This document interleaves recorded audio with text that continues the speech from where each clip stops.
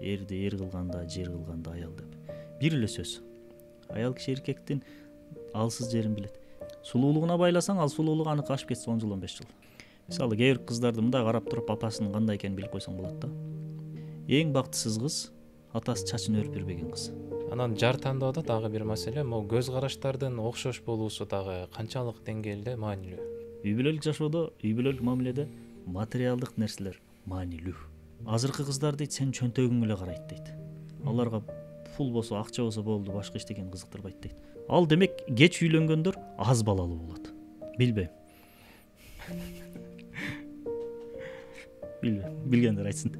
Аял киши Аллах ыраазылыгы үчүн акыркы сөздөрүн айтпай койсо, эркек киши Аллах ыраазылыгы үчүн кичине сабыр кылып койсо, Сүйүү жетиштүүбү же сүйүүдөн дагы маанилүү шарттар барбы үйлөнүш үчүн, жар тандаш үчүн? кээ бир жигиттер бар, аялын бүткүл клеткалары менен сүйөт да. Кудум эле атабыз, апабыз бизди көрө албай аткандай, экөөбүздүн сүйүүбүзгө кызганып аткандай көрүбүз да. Кызыңыз бар? Чоңоюп келатат. Ошону кандай жигитке бермексиз? Сүйүү китепте, кинодо эле бар. Дайым ошол бойдон ысык улана берген. Сүйүү 1 жылда бүтөт. Сүйүү башкача айтканда көрүнүшүн өзгөртүп калат экен да.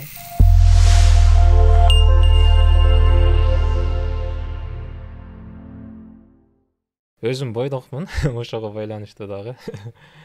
Жок, туруп эле сон кетти. Өзүң бойдокмун, намек кетти. Бул жерде менин номурум жазылып турат, дебей эле кой,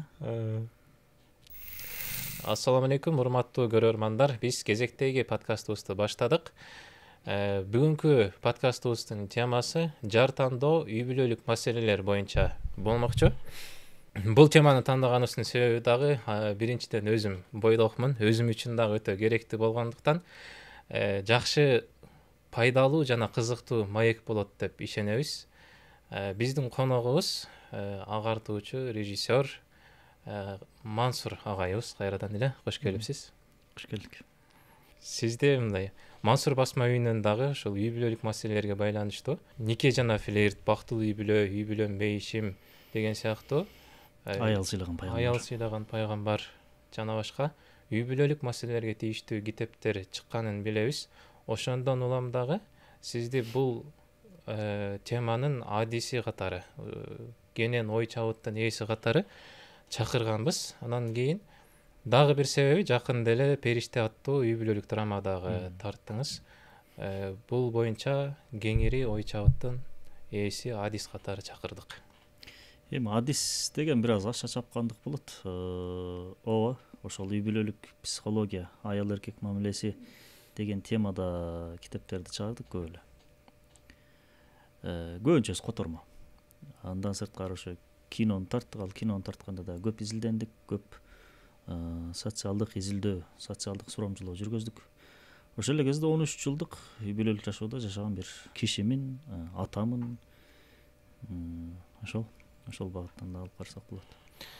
Биз билебиз, 5 баланын атасысыз, 3 кыз, 2 уулдун. Ооба, Кудайга шүкүр. Азыр айтып кеттиңиз, 13 жыл болуптур, 13 жыл болду үйлөнгөнүңүзгө. Эми ошол артка кайтып келсек, ошол үйлөнөрдөн алдыңкы жылдарга кайтып келсек, жеңем менен кантип тааныштыңыз эле? Эми 13 жыл жашадык, Кудайга шүгүр. Бул 13 жылды мен бир сөзгө батырам да. Мага шүгүр кылуу жарашат. Келинчегиме сабыр кылуу жарашат. 13 жылды бир сөзүм айта турган болсок. Таанышуу мындай болгон, кыскача эле айта турган болсок, ар бир эркек ошо үйлөнүүгө келгенде изилденип эле өзүнчө неме болуп калат го. Ошол кезде тааныштар аркылуу болгон, менин жакшы көргөн бир тааныш, жакын бир байке досумдун келинчегинин группалаш болуп калган, бирге окуп калышкан. Ошол жерден ушундай бирөө бар экен, сага ылайык чак келчүдөй дегенде, аты ким экен дегенде атын атаган. Атын атаганда эле мен негедир мындай болду, бүттү, мен чечилди деп ошондой бир таң калыштуу нерсе болгон да. Сүрөтүндө эле көргөн эмесмин, сүйлөшүп эле көргөн эмес, атын укканда эле мындай жатканда сүйүп калдым. Атынан эле жактырып. Андан кийин сүйлөшүп көргөн эмесмин, бир телефондон бир аз сүйлөштүк. Көрө элекмин өзүн. Анан жолуга ал деп атам, ал жок, мен тиги Малайзияга окууга кетем деп атат, а мен айтып атам менин окуумду оку мындан нары деп атам. Анан ушунчалык өзүмө ишенгенмин, сүрөтүн деле көрбөй туруп, эчтекесин көрбөй туруп эле телефондон эле мындай кал мага тий, мен сени алам деп эле атам да. Анан жолукканда да жакты, жакшы болду. Анан кетип атканда бир Куран белек кылган. Ошентип эле анан азыр буюрса 13 жылдын жүзү болду. Үйдө карасам 5 балалуу болуп калыптырмын. Мындай убакыт өтө берет экен да. Жаңы кыздуу болгондо таң калып эле ушул менин кызым деп аткам. Азыр карасам ошондойдон 5 болуп калыптыр. Кудайга шүгүр. Жакшы. Ооба. Бирок ошондой болсо дагы кандайдыр бир мындай критерийлердин негизинде карагансызбы же жүрөк менен тандагансызбы? Албетте жана атын укканда эле чечим чыгарып койдум деп атпаймынбы? Биринчиден тажрыйбасыз болгонмун ал кездери. Илим билим деле моундай китептерди неме кылып атпайбызбы? Ошондо болгон, бир даража тобокелчиликке да бергем, бир даража сезимге да бергем. Анан жолуккандан кийин сүйлөшкөндөн кийин бир башкача бир аалам ачылган да. Эмне? Мен аял затында баалаганым, эң чоң баалаганым табигыйлык. Бүткүл эркек ошону бааласа керек. Жасакерлик, жасалмалуулук бул эркектин эң жийиркенген нерсеси. Мен биринчи кезекте табигыйлыкты сездим, байкадым. Албетте динде болчу, илими бар болчу, намаз окучу, баягы шарттардын баарысы бар болчу. Кудайга шүгүр. Анан эми кээде бул сыноо дүйнөсү да, кээ биркилеринде намаз окуп деле, жолу бар болуп деле бир өзгөчө мүнөздөрү болуп калат, терс мүнөздөрү. Кээ биркилердин жоолугу жок, намаз окубайт, бирок эркекке жаккан бир касиеттери, сыпаттары болуп калат. Эми бул сыноо дүйнөсү, ар кимге ар кандай мүнөз берилген. Бирок ошол эле кезде эрк да берилген. Эң биринчи ошол баалаганым табигыйлык болду. Көз көргөндө көз кубана турган, кулак укканда кулак жыргай турган, албетте ал сезимдер да болду, бирок эң биринчи кезекте табигыйлык болгон. Жасалмалуулук жок, болгону болгондой. Эми бүт баарын болгондой эмес, мындай жанагы нормага салганда болгону болгондой. Мисалы бир нерсени каалабай атабы, жок бул мага жакпады. Бир нерсени каалап атабы, мейли. Мисалы бир нерсени каалап турсаң деле жок деп, тамак жейсиңби, жок деп бересиң го. Тамак жейлиби десе, макул жесек жейли мындай. Табигыйлык да. Ошодон мындай башкача бир неме болот да, сезим. Бул жашоого дагы сөзсүз кереги тиет. Негизи эле бул аалам, бул дүйнө табигыйлыктан турат да. Табигыйлыкка жасалмалуулук аралашкан кезде башаламан башталат. Мисалы ден соолугубуз эмне үчүн ооруп атат? Биздин организмге демек табиятыбызга терс келген жасалма бир нерсе кирген. Химикат же бузулган бир нерселер, ошон үчүн биз ооруйбуз. Бул дүйнөнү карасаң деле табият өзүнчө гармония курат, жараткан Кудай Таалам бүт баарын системага салып койгон. Бүт баары тыкылдап иштеп атат. Ошонун арасында жасалмалуулук аралашкан кезде, адамдын колу аралашкан кезде башаламандык болуп атат, экологиялык тең салмактуулук бузулуп атат, анын жыйынтыгы өтө начар болуп атат. Жада калса баягы математикада дагы көптөгөн сандар чыгарып келатып, 1 эле минусту плюс кылып кой, же 1 эле 8 деген санды 8,5 же 9 кылып кой, жыйынтык башкача болуп атпайбы? Табигыйлыкты бузуп атабыз да. Ошон үчүн бул табигыйлык жашоодогу эң маанилүү, эң чоң, эң жашоого кереги тийген бир өзгөчөлүк касиет. Мен ошого карагам. Негизи табияты сакталган кыз кишиге, жар тандоо учурунда болгон кыз кишилер болсо, табияты бузулбаган эркекти тандаса туура болот деген ойду карамасак болот экен анда. Ооба, бул эркекке дагы, аялга дагы. Көбүнчө эркекке тиешелүү. Мындай болуп калсачы, эгер мындай дини, адеп аклагы, анан кийин материалдык көз караш, сырткы келбети болсун. Ушундай тандоо учурунда болуп калса, көбүрөөк кайсынысына маани бериш керек, кайсынысына көбүрөөк көңүл буруш керек? Мен өтө көп эркектерди көрдүм. Мындай ташты кармаса таштан суу чыгарып бере турган, ташты майдалап сала турган, күчтүү, кубаттуу, эл жерим үчүн, мекен үчүн деген ушундай жигиттерди көрдүм. Сулуулуктун артынан талкалангандарды. Өтө көптөгөн жигиттерди көрдүм, алсыз, араң жүргөн, бирок сулуулугуна карабай, бирок мүнөзүнө, касиетине карап туруп үйлөнүп туруп, жакшы өзүнүн ордун таап кеткен.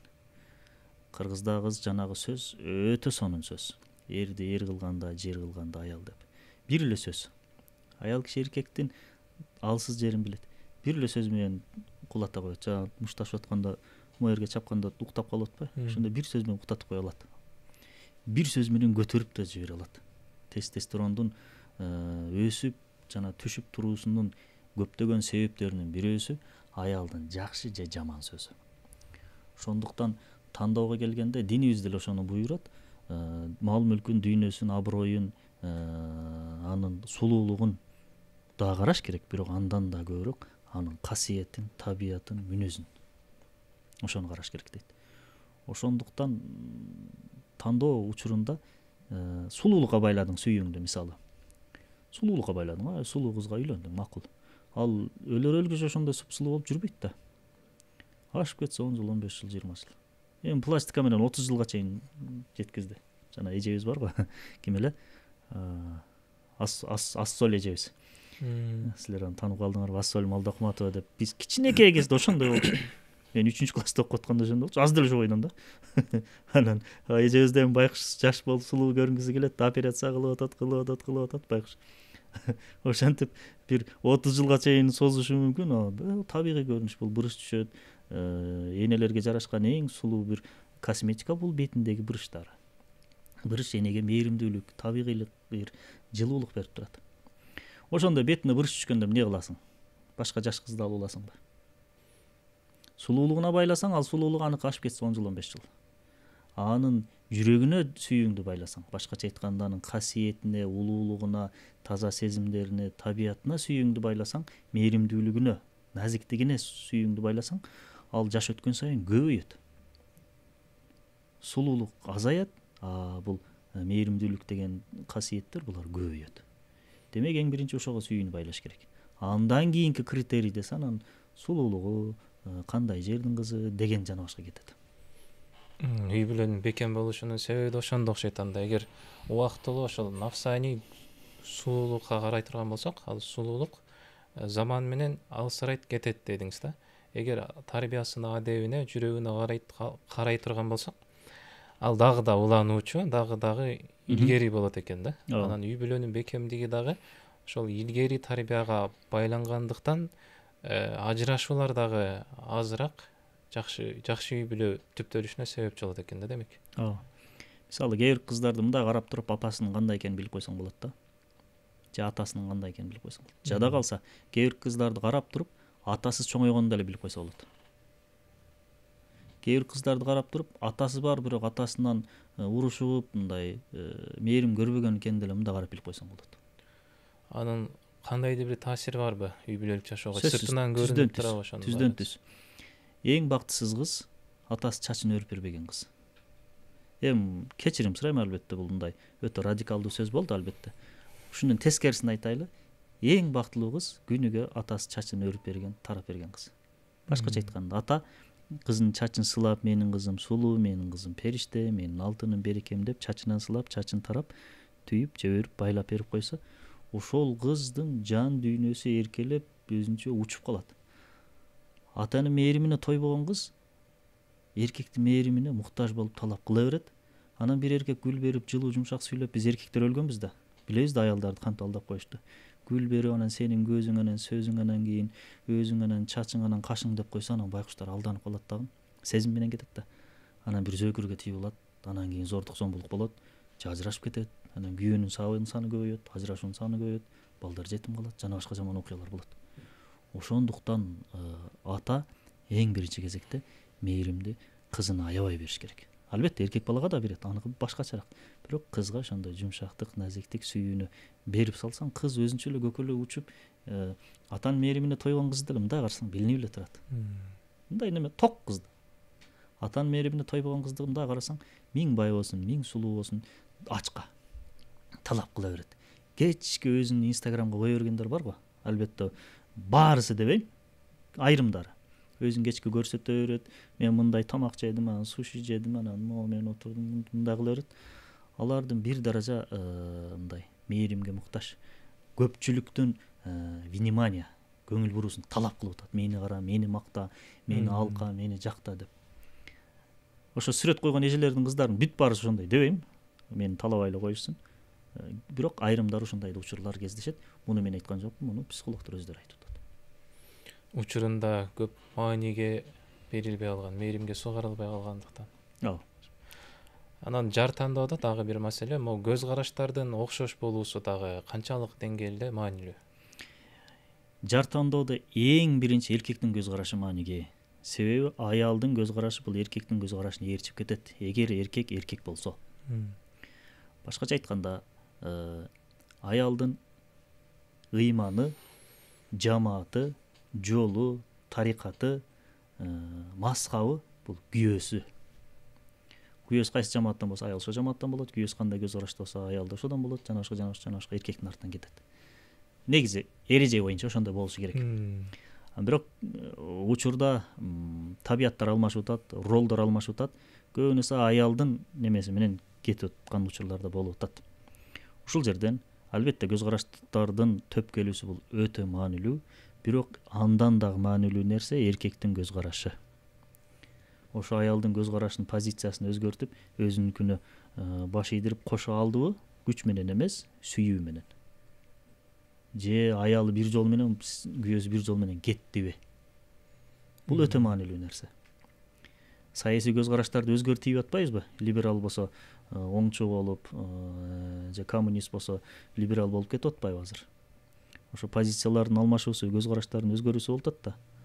Ушуну күч менен, акча менен өзгөртсөң болот, бирок бул убактылуу. Ошол нерсени өзүңдүн көз карашыңды, өзүңдүн жолуңду сүйдүрүп туруп ушул жакка алып келүү бул такыр башка. Кээ бир байкелер бар.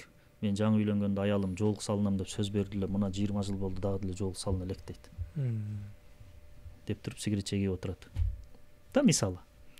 Же өзү намазды окусо окуйт. Же бир эле намазы бар, башка эчтеке жок. Анан сен өзүң ушинтип атсаң, анан аялың сени эришип жолук салмак беле. Өзүнү тарбиялай албаган башканы тарбиялай албайт деген дагы сөз бар. Сөзсүз, ошондой. Үй бүлөдө могул материалдык, финансылык каражаттын дагы кандайдыр бир таасири барбы мындай? Үй бүлөнүн бактылуулугуна, үй бүлөнүн ынтымагына. Коммунизмден калган бир көз караш бар да. Кыздар көп айтат муну. Бирок көбү буга баш ийбейт. Сүйүү болсо болду, бүт баарын жеңесиң дейт да. Ал жана түрк сериалдарында, же китептерде, же сайыз убагындагы романдардагы да. Кембагал болсо да, кедей болсо да, эң негизгиси ортобузда сүйүү бар деп туруп, андайлар да бар. Бирок сейрек кездешүүчү кубулуштар да булар, кубулуш. Үй бүлөлүк жашоодо, үй бүлөлүк мамиледе материалдык нерселер маанилүү. Эң негизги ролду ойнобойт албетте, бирок маанилүү. Мисалы, эркектердин арасында ушундай көз караш бар. Азыркы кыздар дейт, сен чөнтөгүң эле карайт дейт. Аларга пул болсо, акча болсо болду, башка эчтекени кызыктырбайт дейт. Туура, бирок 100% эмес. Аялдар эмне үчүн көбүрөөк акчага, үй жайыңа, сенин ишиңе, жумушуңа, финансылык акыбалыңа көбүрөөк көңүл бурат? Эмне үчүн? Себеби алардын табиятында ошол бар. Баланы эркек төрөбөйт, аял төрөйт. Баланы эркек эмизбейт, аял эмизет. Кечки үйдө аял отурат, жана башка. Бул жаратыктардын, назик жаратыктардын касиетине, жан дүйнөсүнө Кудай Таалам ошол сезимди орнотуп койгон. Болгону кээ биркилерде аябай өсүп кеткен. Кээ биркилер норма сактайт. Мындай өзүн башкарганга аракет кылат. Анан бул нормалдуу көрүнүш катары караш керек да. Сен канча айлык аласың деп сураса, ал кыжылат болуп атат. Эртең менин балагымды багабы бул, бага албайбы? Албетте тобокел да кылыш керек. Рызкыны Кудай Таала берет. Бирок ошол эле кезде стратегия да кылыш керек. Динибиздин эрежеси. Эртең бул мен баламды багалабы? Эртең бул мени каржылай алабы? Же мен балам тарбия бербей, баламды үйгө таштап, же бир садикке таштап, мен Россияга кеткенге мажбур боломбу? Ошол жагын карап атат. Албетте кээ биркилер жада калса ушундай акыбалдар бар. Бир балага, өзү карактуу балага тийип, квартиралап жүргөндөн көрө байыраак бирөөгө токол болуп тийип алган жакшыраак. Бул баягы диний өңүттөн алган жок, жалпы. Же бирөө менен ошентип туруп деңгээлим көтөрүп алайын дегендер да бар экен, тилекке каршы уктум албетте. Бул эми Кыргызстанда 7 миллион калк болсо арасынан чыгат экен да. Бирок мурдагы доорлорго салыштырмалуу бул формализм, материализм дагы көбүрөөк өнүккөндүгү үчүн, жашоо стандарттары барган сайын кыйындаган үчүн, муктаждыктар барган сайын көбөйгөндүгү үчүн ушул жака ийилгендер көбүрөөк болуп атат.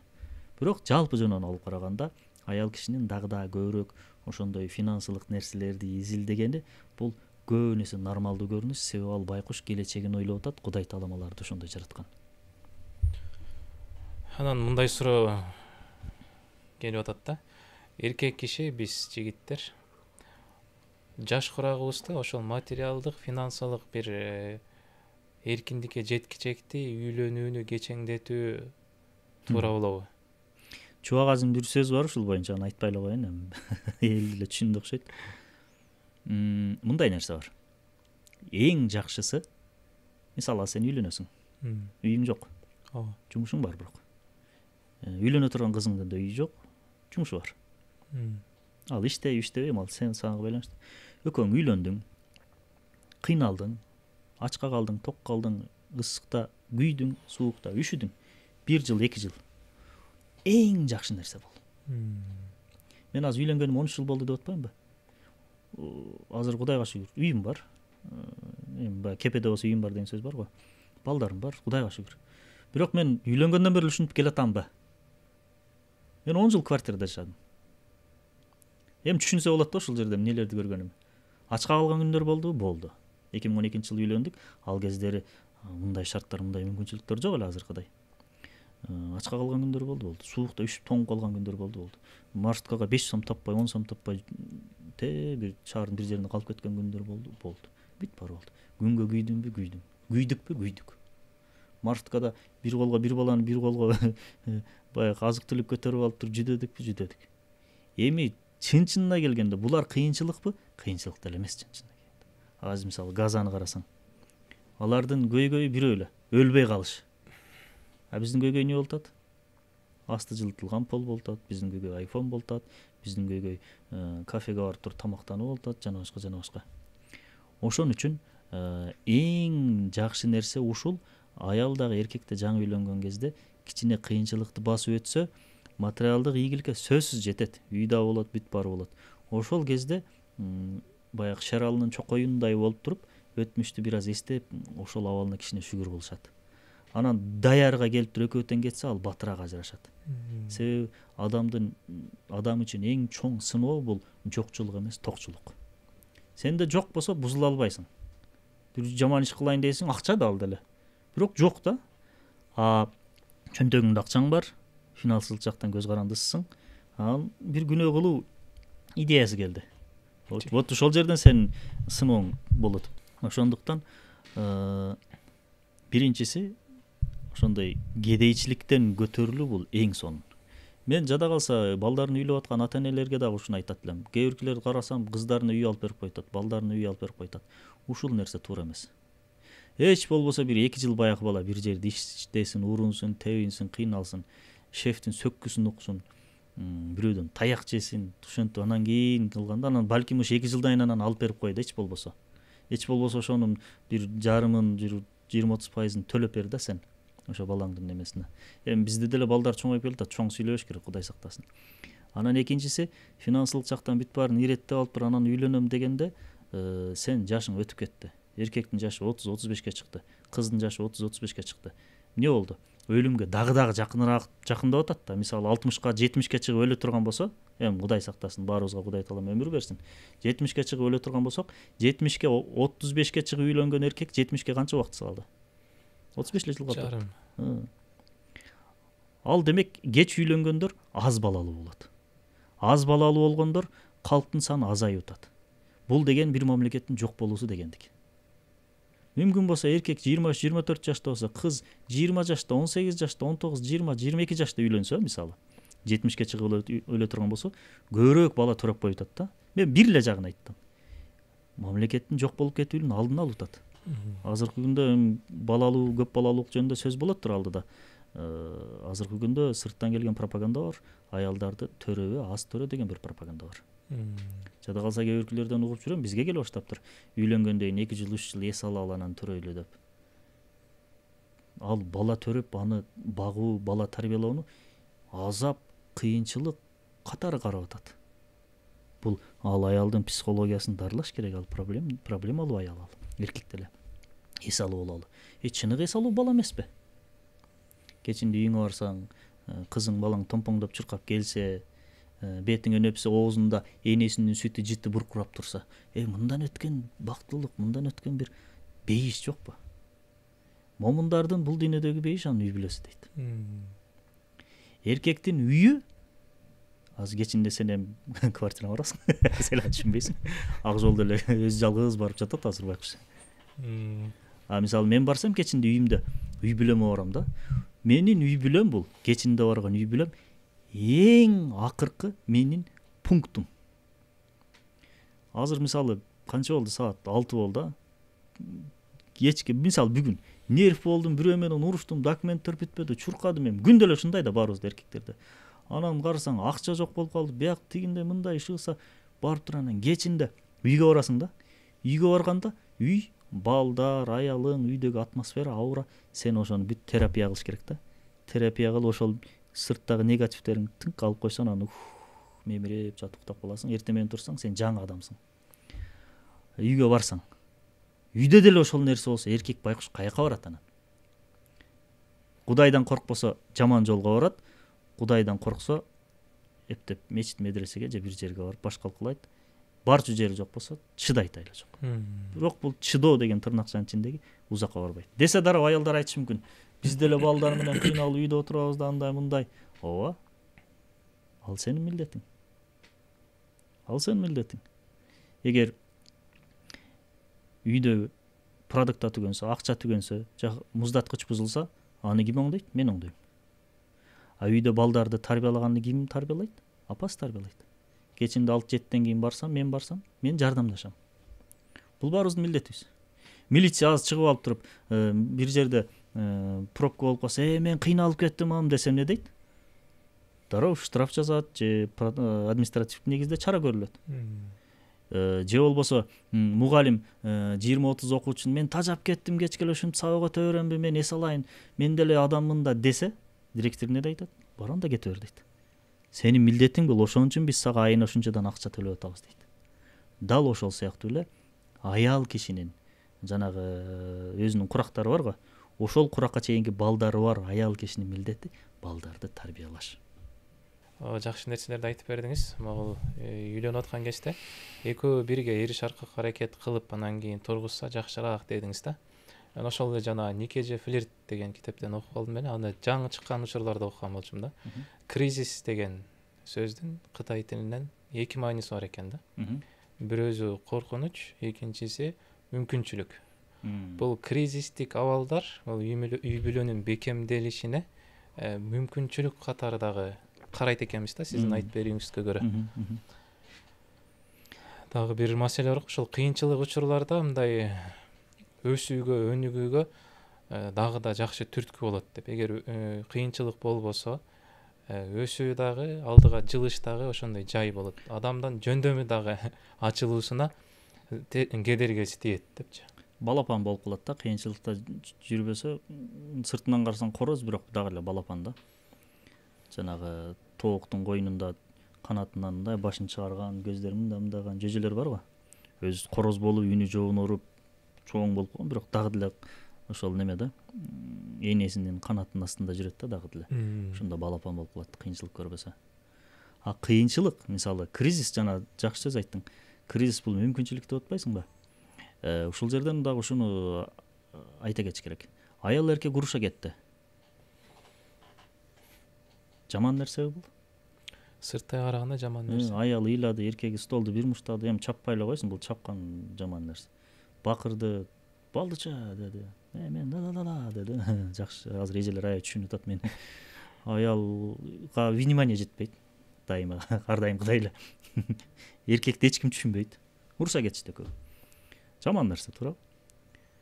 Бирок эми кечке эле ошентип бултая беришпейт да. Анан акырын-акырындан жарашышат. Жарашкандан кийин урушканга чейинки мамилеге караганда урушкандан кийинки мамиле дагы бекем болот. Урушкандан кийин бизде көп нерсе, урушкандан кийин анан отуруп туруп ачык сүйлөшүп, проблемаларды ортого коюп туруп, кеңешип, башкача айтканда машварат деген нерсе урушкандан кийин көп болот. Жумушта деле, достордун арасында деле экөө сөгүшүп уруша кеткенден кийин жарашат го. Жарашкандан кийин аябай бекем болот. Мисалы, азыр кандай билбейм, биз кичинекей кезде айылдарда башка айылдын балдары менен достошкондо биринчи мушташат элек. Же таяк жейсиң, же уруп коесуң. Көбүнчө таяк жейсиң. Ачык эле айткыр. Мушташ бүткөндөн анан кийин достошосуң да. Могул жерлерде бир нерселер калат, мурдуң кичине кыйшайып калган, эстелик калган, бирок өтө бекем дос болуп кетесиң. Ошол сыяктуу нерсе. Ошол айтып кеттиңиз, казан аяк кагылышкан учурларда кандай эмне кылыш керек ошол учурларда? Кантип чыгып кетиш керек ошол жагдайлардан? Билбейм. Билгендер айтсын. Казан аяк кагылышкан учурда мындай кылыш керек. деп айта беребиз. Анан ар бир аялдын, ар бир эркектин өзүнүн мүнөзү бар. Ар бир адам өзүнчө ааламда.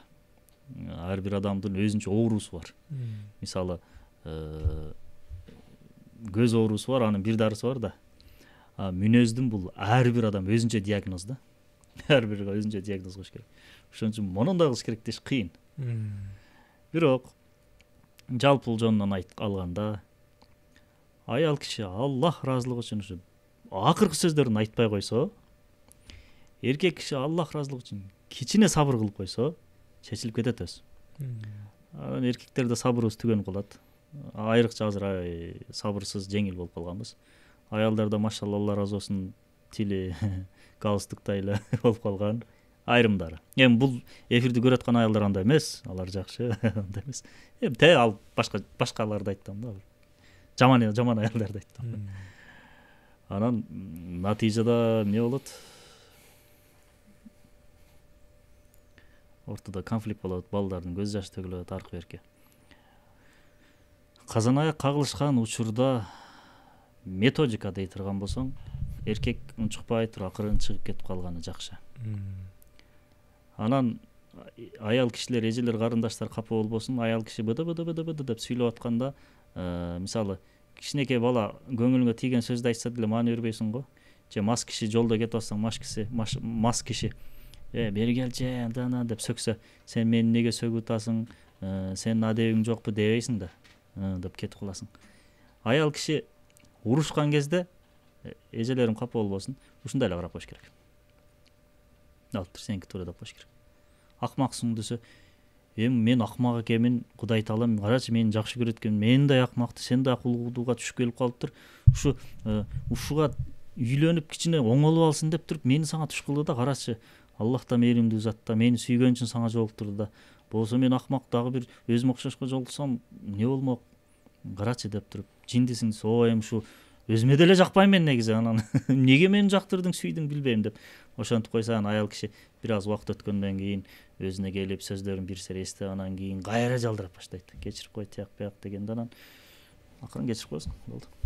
Үй бүлө жашоосу эме деп ойлоп кеттим да, бир чыгармачылыкта да керек кылат окшойт, бир өнөрдү дагы бир учурдан кантип чыгып кетүү деген сыяктуу. Драматургиядагы? Драматургияда. Кинодо бир жипти асылып турса, ар жак өйдө жактан жипти бир душманы кесип атат. Капталдан караса, капталдан бир атайын деп атат. Ылдыйды караса, бир арыстанбы же бир динозавр деп турган болот го. Жашоо көбүнчө ушундай да. Дайым ушинтип жүрөбүз да. Бирок үзүлбөйт, эч качан буюрса үзүлбөйт. Анан дагы бир маселе могу. Сүйүп, күйүп, анан кийин үйлөнүш керек деген маселе бар го. Башында тааный албайсың, жакшы таанып, бири-бириңи көнүп, чындап тааныгандан кийин анан баш кошуу керек дейт да. Сүйүү жетиштүүбү же сүйүүдөн дагы маанилүү шарттар барбы үйлөнүш үчүн, жар тандаш үчүн? Сүйүү деген сүйүү эмес бетиңден, сүйүү деген сөз өтүү деңизден деп алыкул айткан. Сүйүү керек, чыныгы сүйүү никеден кийин башталат. Бирок көпчүлүк сүйүүлөр убактылуу эле ооруну басаңдатуучу бир сезимдер. Өтө көп сүйүшкөндөрдү көрдүк, азыр бири-бирин көргүсү келбейт, алименттешип жүрүшөт.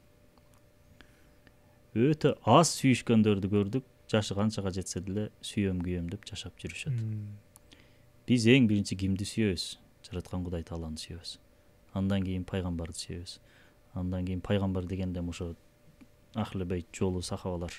Андан кийин апабызды, атабызды сүйөбүз. Анан кийин жеңелерди сүйөбүз, аялдарды сүйөбүз. Бирок ар биринин өзүнүн жолу бар. Мындай тизилбейт, ар бири мындай кетет. Жүрөктүн башка жактары менен сүйөбүз да. Кээде ушундай болот, биз эркектер аялдарды Аллахтан да көбүрөөк сүйүрөбүз. Же кыздарды.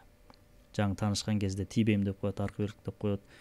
Аллахты ончолук эстеп, Аллахка анчалык ашык болбогон бир жаш жигит Алияны, Жамиланы, Розаны ашыгы менен сүйүп алат. Аллах Таала дагы ошол сүйгөнүң менен сүйүшүп жүрө бер анда деп туруп, бир даража сен ошо сүйгөнүңө калтырып коет. Натыйжада сүйүүнүн азабын тартабыз. Анан кийин ырлар жазылат, анан кийин жамгыр жаап атканда кофени ичип мынтип кайгырып отуруп калышат. Ошон үчүн Эркек болушу керек. Аял байкуш эме, ал ошондой сүйүп алса, ал сүйүп күйүп өлүп жүрө берет. Булар сезимтал жаратыктар. Эркек бирез эркек болушу керек, акыл менен сүйө билиш керек. Акыл менен сүйүү кандай? Стратегиялык мындай карап туруп сүйөсүң. Ашык эле жүрөгүңө киргизип албайсың, өтө эле таш боордо болуп кетпейсиң, ортодо кармайсың. Алыстап кете алса кичине жүрөккө жакындатып коесуң, жүрөккө кирип кете алса секин чыгарып коесуң бир аз. Жолу менен, эрежеси менен. Анан мен өтө аз көрдүм жашоодо. Көп эле адамдар менен сүйлөштүм, көп эле адамдарды көрдүм, көп эле адамдар менен мамиле кылдым. Аялын сүйүп, күйүп, бир гана көзү аялын көргөн бир эркекти көрдүм.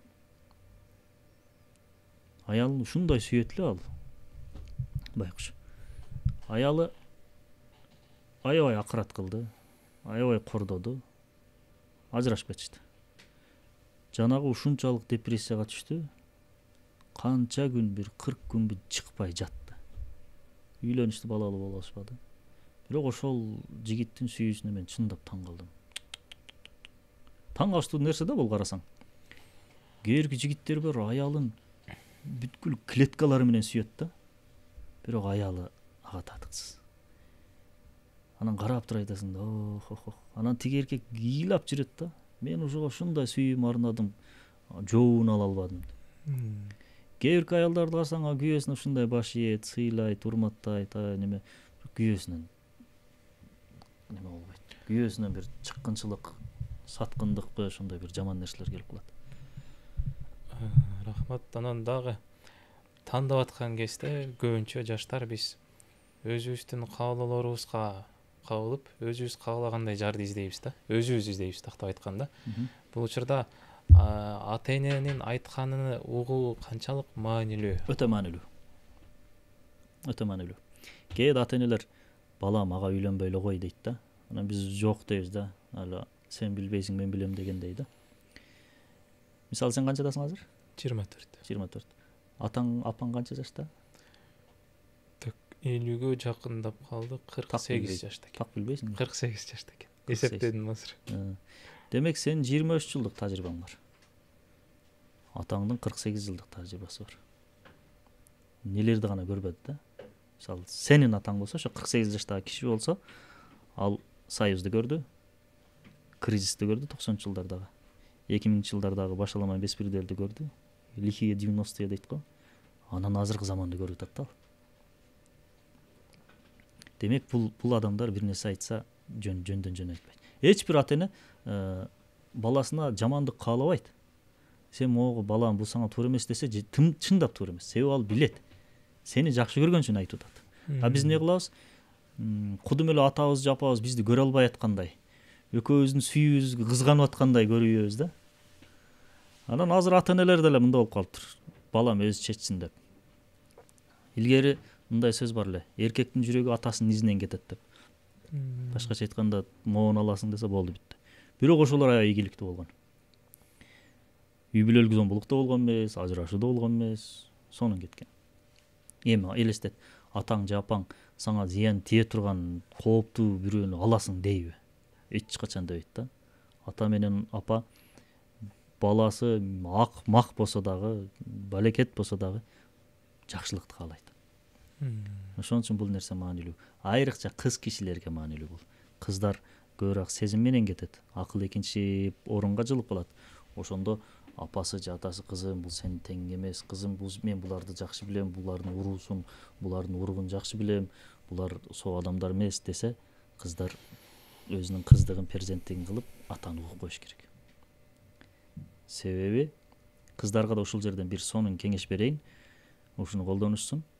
Өтө сонун сүйлөп, сенин башыңды айландырып сүйдүрүп алган эркектен алыс бол. Кыздар. Анча сүйлөй албаса, сен башыңды айландырып кое албаса, бирок жумушуна так мындай жүрсө, ошол эркектин артынан чуркап, жабышып, керек болсо мени албасаң өлүп алам деп тийип ал. Шустур эркек сени алгандан кийин, 1-2 жылдан кийин башка бирөөсүнө дагы шустурлук кылат. Өмүр бою көз жашың бүтпөйт. Көп нерсе. 100% деген нерсе эмес албетте бул. Көп нерсе. Жакшы маселени козгодуңуз. Мен дагы да ушул суроону дагы да мындай тактоо иретинде дагы да сурагым келип атат. Биз эркек балдар, эркек кишилер жар тандап аткан кезде табигыйлыгына, адеп аклагына, жүрүм турумуна карашыбыз керек экен да. Анан сиздин кызыңыз бар. Чоңоюп келатат. Ошону кандай жигитке бермексиз? Ушул суроо берилгенде эле бир мындай неме болуп кетем да, мындай кыжырым келип, ачууланып эле өзүмчө бир башкача болуп кетем да. Азыр чоң кызым менен 12-де. Периштем дейм. Периштеден кино деп атпайсың, ошодон улам коюлган. Периштем дейм дайым. Эми ата болгондон кийин оюңа келет экен, бирок аябай жаман болот экен. Дейсиң, мындай ойлобоганга аракет кылам да. Албетте каалайсың. Мага окшош болуп калбасын дейсиң биринчиден. Жакшы болгон, намыстуу болгон, мындай эркек болгон, эл жер үчүн деген менин кызымды башкара алган бирөө болсо дейм. Бирок кыйын, аябай кыйын. Тигинде болсун, мында болсун деш өтө кыйын. Эми Кудай таалам, бир эле нерсе Кудай таалам ошо татыктуу, жакшы, имандуу, өзүнүн ата энесин да бизди да ыраазы кылчу бирөөгө жолуктурсун дегенден башка сөз айта албайм. Рахмат. Ошо мен дагы ошону айтып берсемби, бербесемби деп араң ойлонуп отурган. Съемкадан сүйлөшөбүз азыр. Анан ушул жерден дагы бир нерсени байкап кеттим. Мындай башкара алган деп баса белгиледиңиз го. Ошол жаш түгөйлөрдүн ата энесинин мамилеси кандай болуш керек? Бул учурда мындай ар кандай учурларга туш келет да, жаш үй бүлөчү. Ушул кризистик учурларда ата энесинин позициясы кандай болуш керек? Азыр мындай нерсе бар экен бизде. Жашоо деңгээли жакшырып оңолуп калыптыр. Ата энелер кыздарына үй алып берип койот экен. Кызым кыйналбасын деп. Мен үйүмдү сатыкка койдум. Бир ата эне келди. Үй алам деди. Анан өзүңөр жашайсыңар десем, "Жок, биздин үйүбүз бар" дейт. "Кызыбызга" дейт. "Кызыңыз кайсы?" десем, "О" дейт. "Кичинекей эле кыз. 18-19 жаштагы кыз."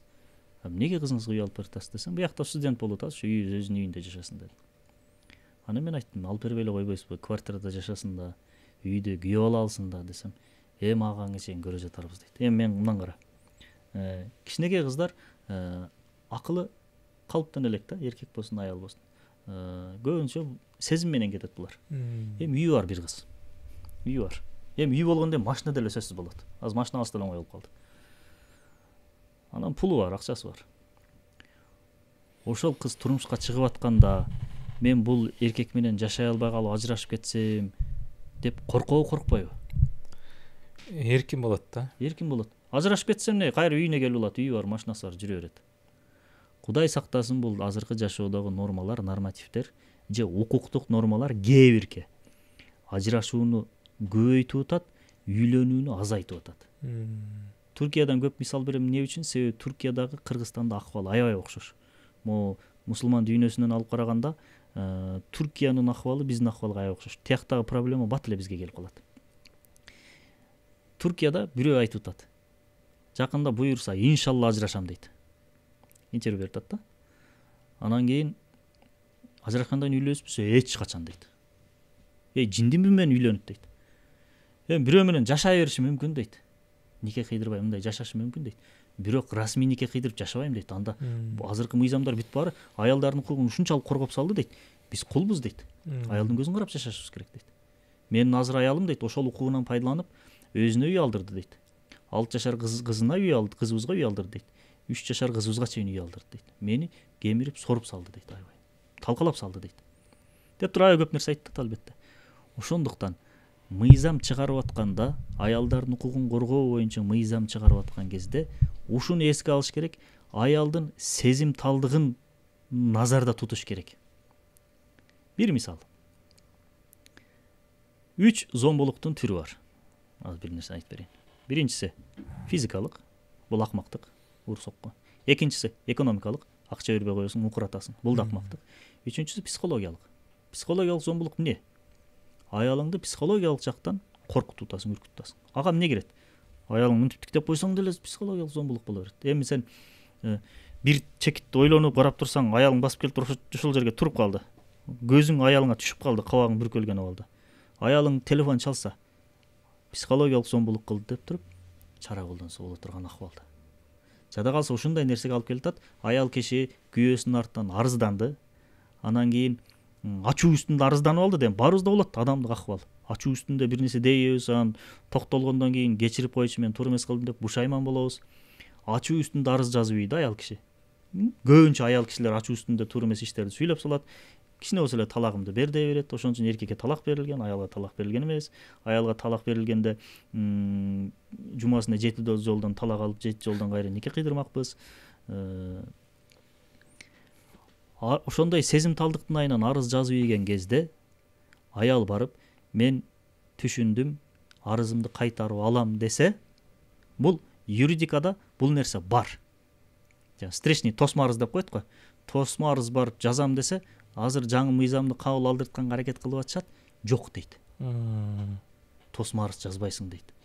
Мен кечирдим деп атат аял. Мен күйөөмдү кечирдим. Ооба, күйөөм акмакчылык кылды, мага кыйкырып койду, же кол көтөрдү. Мен дагы сүйлөгөн болчумун, ошого жеткизген болчумун. Туура эмес иш кылды күйөөм. Мен деле туура эмес кылдым, бирок мен күйөөмдү кечирдим деди. Кечиримдүүлүк деген эмне деген улуу касиет. Не деп атат? Азыр мыйзам кабыл алгыла деп алдыртканга аракет кылган кээ бирки топтор мындай деп атат. Ошо тосма арызды алабыз дейт. Кечирсе кечирбес анын күйөөсүн жазалайбыз деп атат.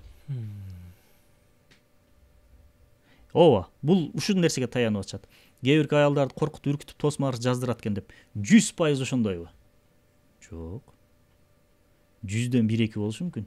100дөн 1-2нин укугун ойлоп атып туруп бул жакта 97-98 укугун тепселөө, бул демократиянын принциптерине да туура келбейт. Албетте баягы саясатка кирип кеттик.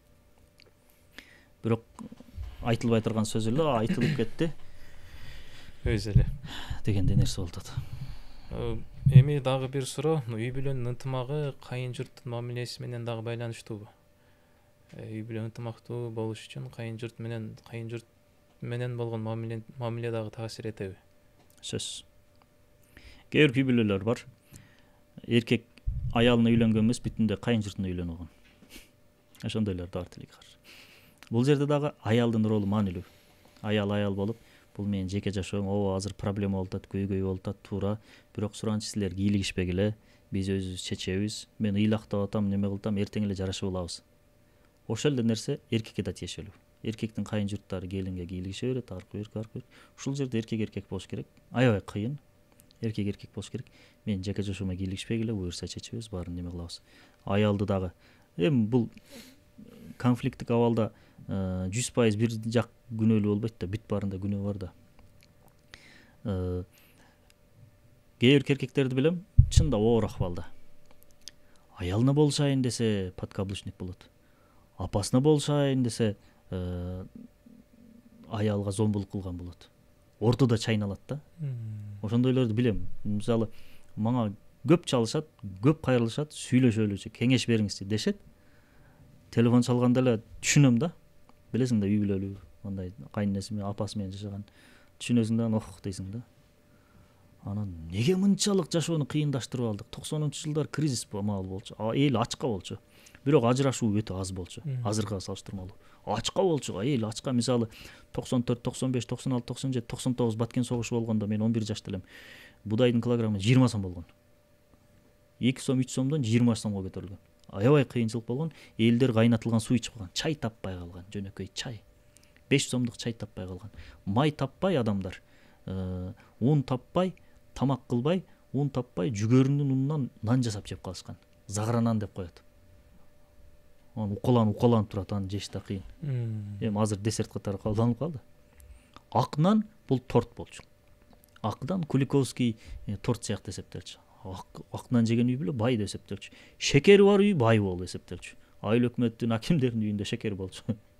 Жөнөкөйнүн менин үйүндө этме буякта эле калсын. Аксакалдардын үйүндө кичине барчылык болчу, эми аксакалдардын ырыскы түз берилип турат. Ошондой кезде дагы ажырашуу деген нерселер азыркыга салыштырмалуу аз болчу да. Азыр шекери жок экен, шекер алганга акчасы жок экен деген адам эми болсо керек, 7 миллиондун ичинде болот. Бирок мен баланчанын үйүндө шекер алганга акчасы жок экен деген көрө элекмин да. Эми орто турмушта турмуш кечирип атабыз баарыбыз. Могу жалга барып туруп кафеге кирсең бош орун жок азыр. Жолго чыксаң пробка, бүт баарында машина бар. Машинанын саны калктын санынан да көп болуп кетти, анда болот. Же айтор чыгса аябай көп. Бирок ушундай бир барчылыкта, бардарчылыкта жашап ажырашып кеткен, проблема болгону бул аябай таң калыштуу да. Демек, жана айтып өткөндөй эле, адам үчүн эң оор нерсе бул жокчулук эмес, токчулук экен. Тойгонду токту көтөрөт деген бир сөздү апам көп айтчу. Рахмат анан. Ушундай учурлар болуп калат. Эркек киши, эркек болгондон кийин ата эне тарап менен жубайы тарап экөөнүн ортосунда калып калган учурлар болот да. Келишпестик учурларда ушул учурда эркек кайсыл тарапты кармануусу керек? Бул учурлардан кантип чечилиши керек? Билбейм. Мунун жообун эч ким билбейт. Абалга жараша жана айтпадым, баары бир үй бүлөнүн проблемасы өзүнчө диагноз дебедим. Эми эркек болуш керек аны деп кутулуп кетсем деле болот. Бирок билбейм, кыйын. Мен жеке турмушум көп айткан жаман көрөм, бирок ушул нерсени айтып коеюн, бул лайфхак. Биз жаңы үйлөнгөн кезде келинчегим экөөбүз сүйлөшкөнбүз. Келинчегимдин апасы бар да. Аны мен ким дейм? Апам десем кайсы апам дейт да. Анан кийин мындай чечип алганбыз.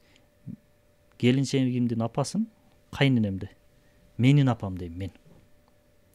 Келинчегим апам десе кайсы деп отурбай, менин апам дейт. Менин байкем дейт, менин эжем дейт, менин бир туугандарымды. Менин атамды менин апам, менин атам менин апам дейт. Мен сеники дебей мени. Сеники меники дейт. Ал болсо меники дейт. Ошол күндөн ушул күнгө ошентип келатабыз. Анан экөөбүз сүйлөшүп отуруп менин апам дегенде башка бирөө болсо башкача түшүнөт да. Анан кийин андай кезде кичине ачыктап койбосок, менин апам десе келинчегим, менин апам жөнүндө сөз, менин төрөгөн аял жөнүндө сөз кетип атканын түшүнөбүз. Анан ушул нерсе сөздүн дагы өзү магиялык күчү бар да, таасири бар, касиети бар. Жаш жубайларга бул өзүнчө бир өрнөк. Албетте, эркек үчүн кайненесин менин апам деш өтө кыйын. Нафсы оор. Келин үчүн кайненесин менин апам деш өтө кыйын. Эркек болсоң кыл. Бирок бул көптөгөн конфликттердин алдын алат. Биз адамбыз, биз мусулманбыз, биз кыргызбыз. Кечке эле жеке кызыкчылык, нафс, материалдык көз караш менен карай бербей, кээ бир учурларда сабыр кылып коюу талап кылынат. Кээ бир учурларда бир кадам артка жылып коюу талап кылынат. Кээ бир учурларда болуптур сеники туура деген нерселерди талап кылынып калат. Унутулуп бараткан сөздөр бар азыр. Кайсы сөздөр? Эски коломто деген сөздөрбү? Жок. Кечирип кой деген сөз. Меники туура эмес деген сөз. Менден кетип калды деген сөз. Сеники туура деген сөз. Мен сага адилетсиздик кылып койдум деген сөз. Ким айтат ушул сөздү азыр? Унутулуп бараткан сейрек кездешүүчү сөздөрдүн катарына кирип баратат. Болбосо кызматчы эле сөздөр, жөнөкөй эле сөздөр, бирок мааниси терең, күчү терең, өтө жашоону куткара турган сөздөр. Аялың менен урушуп кеттиң. Кечирип кой деп айтчы, жаман кыйын да. Шайтан соолушта ошол жерде иштеп баштайт да. Сен эркек болсоң, ушундай кылсаң, сага ушундай кылдыбы дейт. Анан кийин ооба дейсиң да. Ал деле байкуш ушундай. Сен ушинтип анын балдарын карап, анан үйдө жүйдө отурсаң, анан кийин соц тармактарда Алла разы болсун, бүт видеолор чыгарып таштаган, зордук зомбулук, анан аялдардын укугу тияк бияк андай мындай. Мен ошого байланыштуу бир окуяны окудум беле, же окудум беле, эсимден чыгып атат. Баласы үйлөнөм деп атыптыр, атасы аны сынап кечирим сура дептир да. Эмнеге десе кечирим сура депчи. Анан кийин кечирим сурай албагандыктан сен себепсиз кечирим сурай албай атасың, демек сен үйлөнгөнгө азырынча дайыр эмес экенсиң деген экен да. Анан дагы бир нерсени сурайын деп унутуп калыпмын. Үй бүлөгө бала келген учурда, бала болгон учурда үй бүлөгө кандайдыр бир таасири барбы? Эң сонун таасири бар. Сүйүү китепте, кинодо эле бар. Дайым ошол бойдон ысык улана берген. Сүйүү бир жылда бүтөт. Бул реалдуу жашоо. Азыр мен жок, сүйүү бул түбөлүккө калат. Сүйүү деген деп сүйлөсөм, силер астына музыканы, романтика музыканы коюп койсоңор, аялдар ая көрүп, деп бүт баары ис болуп мас болуп жатып калат да. Менин авторитетим да көтөрүлөт. Азыр соц тармактардан авторитетин көтөрүлүшүн эмне кылыш керек айтайынбы? Аялдарды сыйлаш керек, ана мындай деп туруп, аялдардын милдеттери бар да, аны айтпай, жок, аялдар туура дей берсең көтөрүлөсүң. Кээ бирки агалар бар, ошентип туруп тиричилик кылып жүргөндөр. Бизнеске деле пайда бул. Феминисттик лобби азыр аябай күчөп атат. Айрыкча могу жоолукчандардын арасында феминисттик лобби күчөп атат. Бул башка тема. Сүйүү бул моюн калыш керек. Өчүп нөл болуп калбайт албетте. Жаңы үйлөнгөндө болбойт. Моюн калыш керек.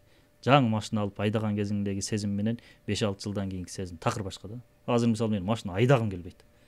Бирөө мисалы мүмкүнчүлүгүм болсо, бир шопур болсо, ошо айдаса мен артта уктап чыргап кетсем. Жаңы машина айдаган кезде мен элем? Эч ким көрбөй өзүң айдайсың, кайга барайын деп турасың го. үй бүлөлүк жашоо деле тилекке каршы ушундай. Бул табигый нерсе, табигый көрүнүш. Сүйүү басаңдап азайып кеткен учурда Кудай Таалам бир перзент берип коет.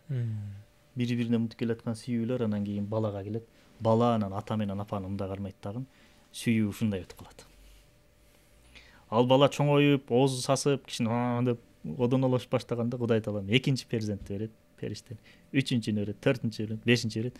Ошенткенде анан кийин сен деле жашың чоңоюп, токтолуп, акылың орундатып калган учурларың болот.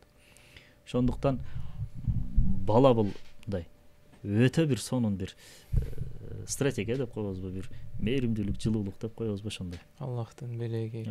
Төрөгөн аялды карасаң сулуу болот. Боюнда бар аял, төрөгөн аял нурдуу болуп калат. Себеби ал төрөгөндө кыйналды, токсикоз болду, дарыларды ичти, өлүп тирилди. Төрөгөн кезде 3-4 жолу өлүп тирилди. Анан кыйналды да. Кудай Таалам анын күнөөлөрүн кечирди. Тамашалаш ушинтип айтып коем да. Аялдар тили менен көбүрөөк күнөө кылып алгандыгы үчүн төрөө деген нерсени аялга Аллах Таала берип койгон деп. Бул албетте туура эмес сөз, бул тамаша сөз.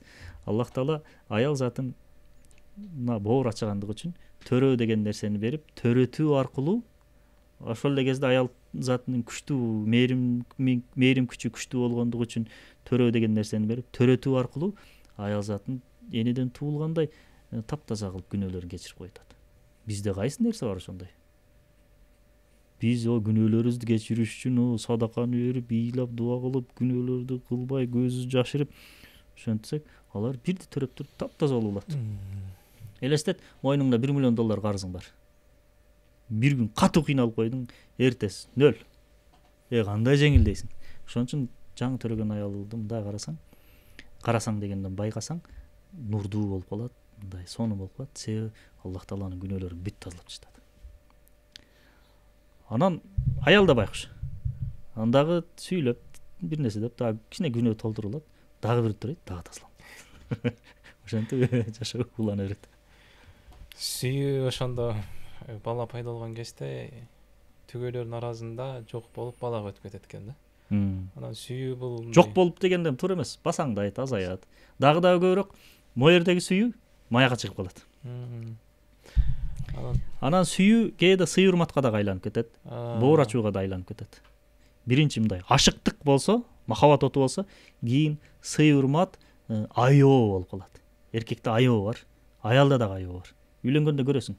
Кышындасы колдоруң үшүп, тоңуп, колдоруң жарылып барганда аялың аяп, сени этият кылып, ысык сууга колуң жуу деп ошентип неме кылат, аяйт. Же сен барган болсоң, аялың продукта жок, кыйналып отурган болсо, аяйсың, сыгыласың. Сүйүү башкача айтканда көрүнүшүн өзгөртүп калат экен да, башкача. Көрүнүшүн, абалын өзгөртүп калат экен. Сүйүү жаман нерсе. Жетпей калганга. Туура манас. Биздин операторубуз Башике. Сүйүү дүйнөнү куткарат, анан сүйүү деп жүрөбүз да. Мен азыр мисал бойдокмун да. Үйлөнсөм ошол өмүр өткүчө сүйүү өтө мындай. Сүйүү аркылуу үй бүлөнүн бир немеси сакталат деп ойлойбуз да, ойлойм да. Анан кийин үйлөнгөндөн кийин, үй бүлө кургандан кийин, балалуу болгондон кийин сүйүү кетти. 3 жылдан кийин дагы бир подкаст тартышыбыз керек экен.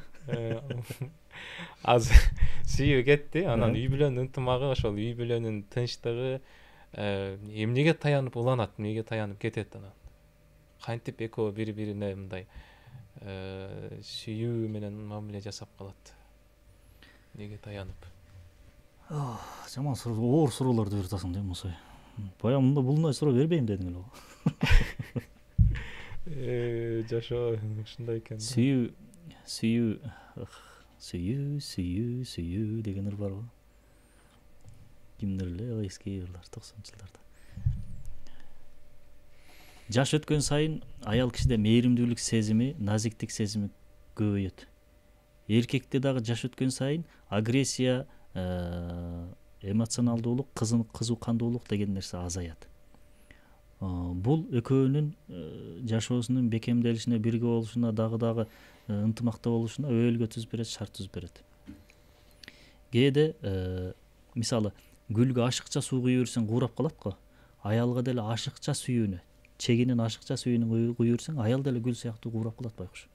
Башкача айтканда, өзүнүн мендигин билбей калат. Мен деген нерсе бар да. Жок, мен болбой калат да. Чектен чыгып кетет. Эркек башына балай кылып алат. Мисалы, баланы биз жакшы көргөндүк үчүн кээ бир нерсени бербей коюп атабыз да. Мисалы, могу телефон. Балаңа телефон алып бербей жүрөсүң, акчаң бар.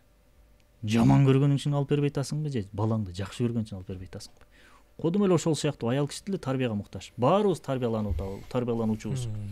Бүт баары 100% идеалдуу болду бүттү деп туруп чыкпайбыз. Бирок эркектин милдети аялын тарбиялаш. Аялына чегинен ашыкча сүйүү кылып ийсе, чегинен ашыкча мээрим бөлөп ийсе, чегинен ашыкча көңүл буруп ийсе, ошо аял курап калат. Башкача айтканда, аял заты деген жолунан чыгып кетет. Кудум эле темир жолдон чыгып кеткен поезд сыяктуу. Коомдо көрүп атабыз ошону.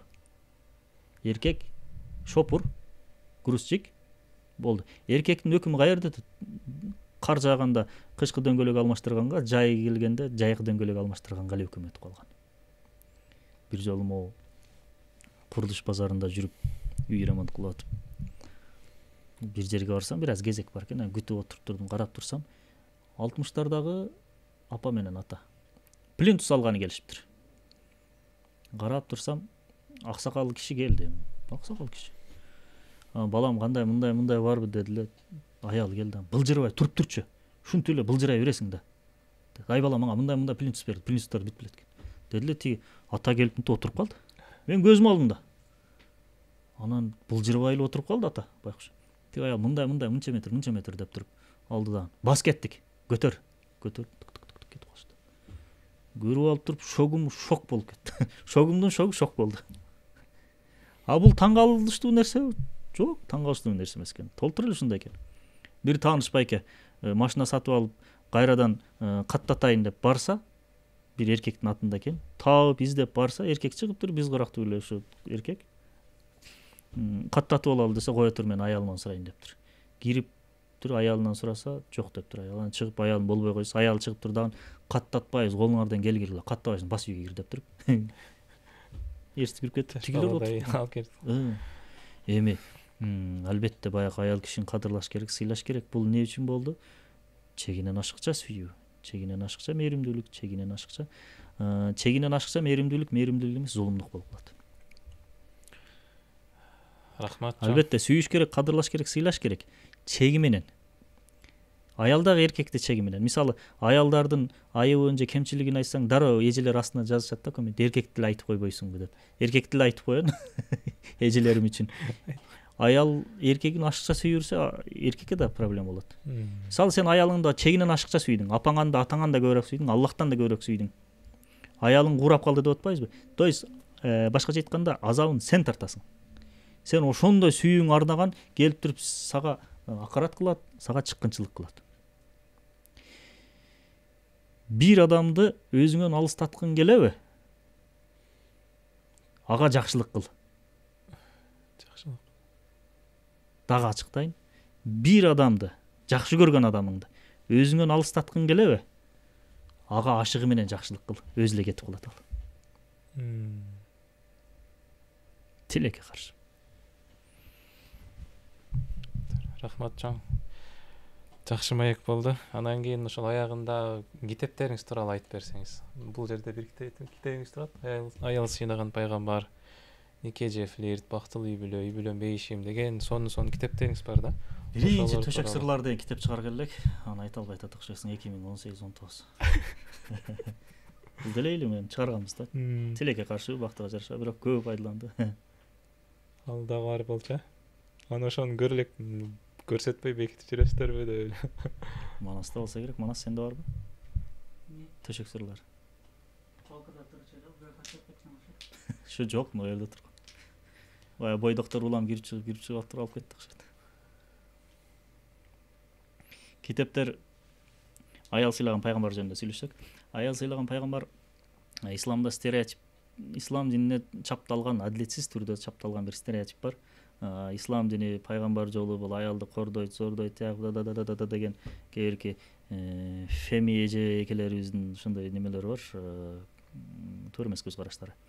ошого бул аны далилдегенге деле биз муктаж эмеспиз. Биз болгон ошолорго жооп катарып пайгамбарыбыз саллаллаху алейхи вассалам аялдарга кылган мамилеси жөнүндө окуяларды чогултуп, изилдеп, топтоштуруп туруп, кыргызчалаштырып, ар кайсы булактардан бир китеп кылып туруп жазып чыгарды, муфтияттын уруксаты менен чыкты. Окурмандардын көпчүлүгүнүн көңүлүнө төп келди. Айрыкча эжелердин. Сыртынан карасаң, аялды сыйлаш керек дегендей эле да, бирок ал жерде пайгамбарыбыздын аялга кылган мамилеси жана ошонун артынан аялдардын ошол акыбалы, аялдардын эркектерге болгон милдеттери ачылган. Эки эле мисалын айтып берейин. Убактыбыз барбы?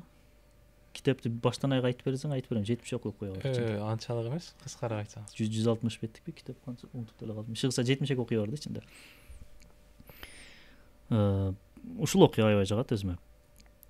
Бир күнү Мадинадан Меккеге төөлөр менен аял эркек болуп туруп пайгамбар саллаллаху алейхи вассалам бараткан. Анжаша деген сахаба баягындай доол бастырып төөлөрдүн ритмдештирип бараткан. Башкача айтканда төө ошол ырлардын ыргагына жараша батыраак басып, жайраак басат экен. Анан анжаша батыраак күн ойно бергенде төөлөр жорголоп баштайт. Анан кийин пайгамбар саллаллаху алейхи вассалам ушундай дейт: анжаша акырыныраак, хрусталдар сынып калбасын деп аялдарды көрсөтүп айтат.